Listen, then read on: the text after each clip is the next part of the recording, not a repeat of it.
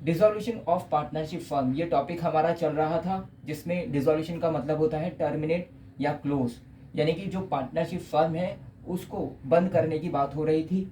हमने इसमें कहा था कि हमें 4 अकाउंट्स जो हैं वो बनाने होते हैं, जिसमें सबसे पहला रियलाइजेशन अकाउंट, पार्टनर्स का कैपिटल अकाउंट, कैश या बैंक अकाउंट, और उसके बाद अगर रिक्वायर्ड होता है तो पार्टनर्स का लोन अकाउंट, है ना। ये 4 अकाउंट्स जो है वो हमें इस टॉपिक में बनाने होते हैं।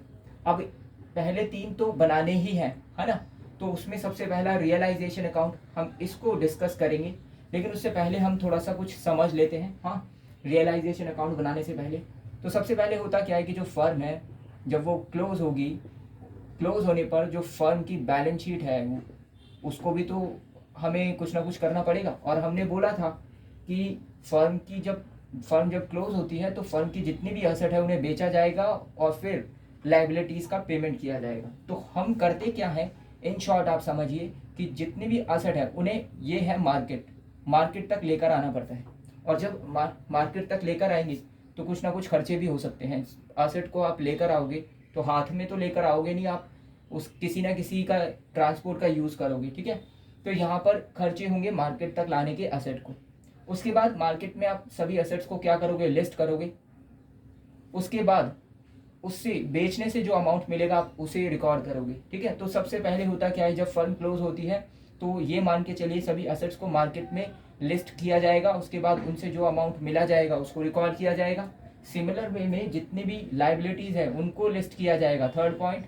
और उसके बाद जो भी उनका पेमेंट किया गया है, 4th पॉइंट, उसको रिकॉर्ड किया जाएगा। 4 पॉइंट्स बन गए।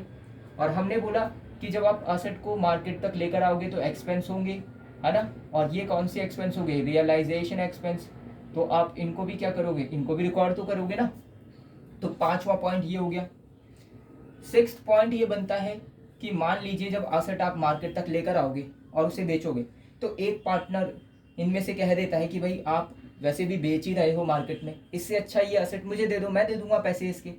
तो हमने क्या किया कि अगर मान लीजिए लैंड, बिल्डिंग, फर्नीचर है तो इसमें से लैंड जो है अगर उन्होंने बोला मुझे दे दो तो हमने लैंड उनको दे दिया।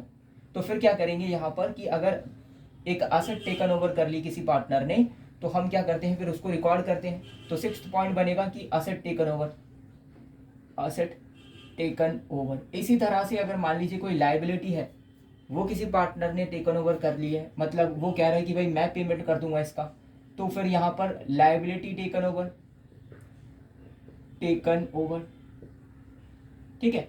8th पॉइंट क्या बन सकता है कि हमने सभी जो असेट्स है उनको रिकॉर्ड कर लिया। अब हो सकता है इसमें से कोई असेट हमने नहीं रिकॉर्ड किया, छूट गया, अनरिकॉर्डेड रह गया। अब कभी हमें पता चला कि भाई एक असेट अनरिकॉर्डेड रह गया है, उसको भी तो बेचना पड़ेगा क्योंकि फर्म क्लोज हो रही है। तो अगर ऐसी कोई अनरिकॉर्डेड एसेट है, RECORDED, रिकॉर्डेड एसेट, तो इससे जो भी अमाउंट मिलेगा उसे भी हमें रिकॉर्ड करना पड़ेगा। तो यहाँ पर 8 पॉइंट हमारे बनते हैं इस टॉपिक के अंदर, रियलाइजेशन के अंदर। और इसी को हमें क्या करना है, रियलाइजेशन अकाउंट बना करके शो करना है। तो 1 बाय 1 हम जल्दी से इसको कवर करेंगे। तो सबसे पहले हमें रियलाइजेशन अकाउंट बनाना पड़ेगा। ये 8 पॉइंट्स जो है इन्हीं को ही आप रियलाइजेशन अकाउंट में शो करोगे, बस इतना याद रखो। ये है हमारा realisation account, REALISATION, realisation account.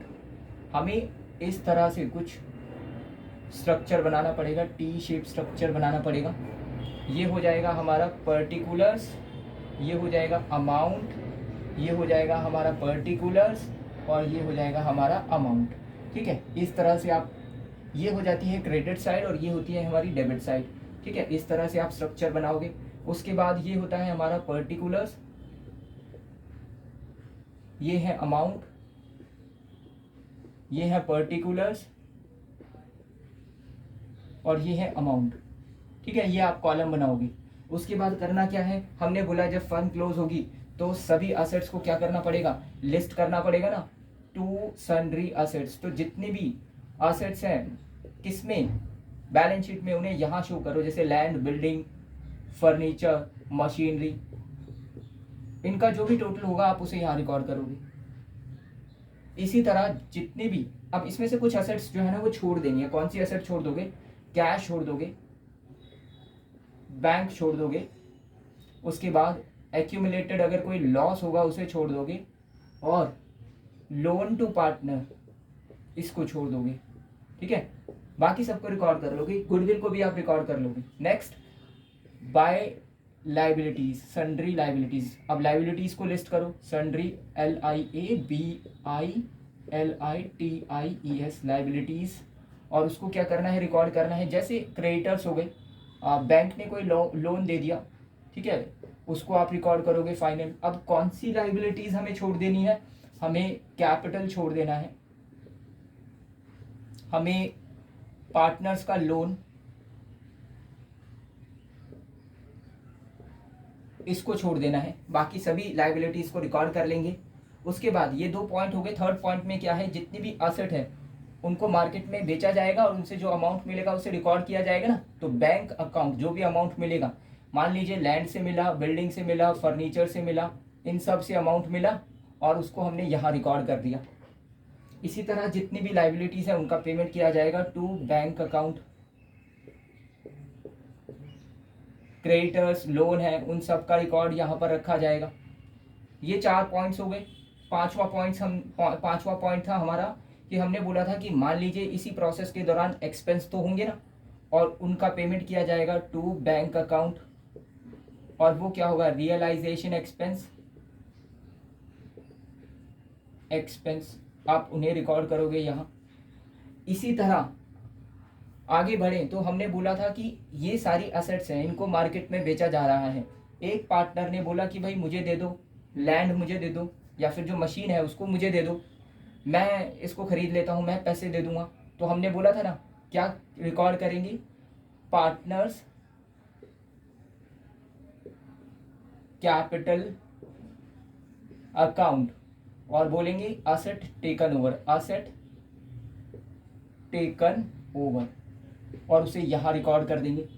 Similar case में मान लीजिए किसी पार्टनर ने लाइबिलिटी को टेकन ओवर कर लिया, तो उसको यहाँ रिकॉर्ड करेंगे to partner capital account, liability taken over,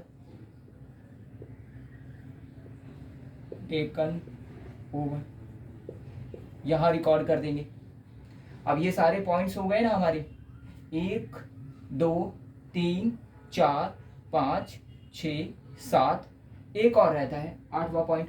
हमने बोला सभी एसेट्स को रिकॉर्ड कर दिया, लेकिन एक रिकॉर्ड अभी ऐसी रह गई जिसका रिकॉर्ड ही नहीं था, तो वो अनरिकॉर्डेड एसेट हो गई। जब उसे बेचा जाएगा तो अमाउंट तो मिलेगा ना, तो बैंक अकाउंट अमाउंट लिखो, और ये अमाउंट किससे मिलेगा, अनरिकॉर्डेड एसेट। हो गए 8 पॉइंट हो गए। कैसे याद रखोगे, सबसे पहले एसेट को रिकॉर्ड करोगे, लाइबिलिटीज को रिकॉर्ड करोगे, उसके बाद एसेट से जो अमाउंट रियलाइज होगा उसको आप यहाँ लिखोगे, लाइबिलिटीज का जो भी पेमेंट किया होगा वो यहाँ रिकॉर्ड करोगे। उसके बाद अगर एसेट टेकन ओवर कर ली है तो उसे रिकॉर्ड करोगे, ठीक है। और अगर एक्सपेंस होंगे, रियलाइजेशन एक्सपेंस, तो उसको रिकॉर्ड करोगे, ठीक है। और अगर लाइबिलिटी टेकन ओवर कर ली है तो उसको रिकॉर्ड करोगे। उसके बाद कोई अनरिकॉर्डेड एसेट है उसको रिकॉर्ड करोगे। बाद में क्या कर लोगे, इन शॉर्ट इसको टोटल कर लोगे, जो भी और एक्स्ट्रा पॉइंट होंगे उनको हम बाद में और ऐड कर लेंगे। टोटल करोगे तो आप इसका टोटल करोगे, यहाँ का टोटल करोगे, ये टोटल ज़्यादा है, ये कम रह जाता है, तो हमें प्रॉफिट मिलेगा, प्रॉफिट, और उसको हम जो पार्टनर्स होंगे उनमें डिस्ट्रीब्यूट कर देंगे। अगर ये टोटल ज़्यादा है, ये कम है, तो हमें मिलेगा बाय लॉस, और इसको हम जो है ना पार्टनर्स में डिस्ट्रीब्यूट कर देंगे। ये करना है रियलाइजेशन अकाउंट में इन शॉर्ट।